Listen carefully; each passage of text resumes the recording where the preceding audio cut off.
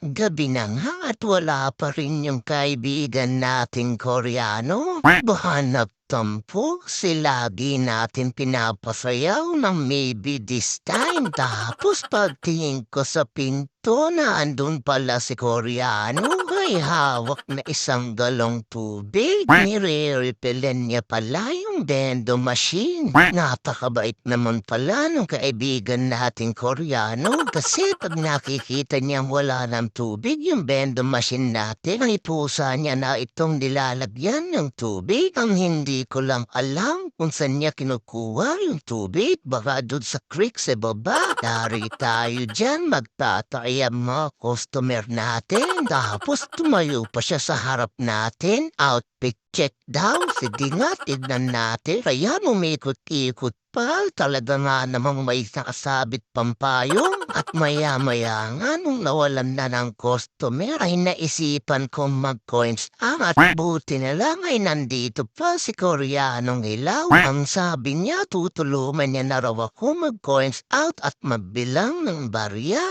Basta libre ko lang daw siya ng RC. Hindi pa nga siya nagsisimula ay nilibre ko na siya ng choco sa may coffee vending machine. Una niya namang binuksan yung PC1. Kaso parang ayaw magbukas. Nakailang susi na siya, hindi niya pa rin mahanap yung susi ng PC1. Mahina pala sa sundutan itong kaibigan nating Koreano. 2,000 years later. Sa PC1 pa lang ay umabot namin ng siyam-siyam. May mga number naman yung susi. Bakit hindi niya tignan? Ayan at nakuha niya na yung box ng barya. Hindi ko alam kung kinakabahan ba tong kaibigan nating Koreano o talagang pasmado lang kanyang kamay. Medyo nanginginig-nginig pa. Kailangan niya na nga siguro ibabad ang kanyang kamay sa may kumukulong tubig na may asin para mawala ang kanyang pagkapasma. O baka naman kaya siya nanginginig hindi pa siya nakakainom ng criminal water na lagi niyang hinihingi sa akin. O baka naman si Yesha ang kailangan para mabing kalmado ang kaibigan nating Hilaw. Medyo nagtatampo na nga ang kaibigan nating Koreano kasi hindi na raw sila nakakapag-livestream ni Yesha.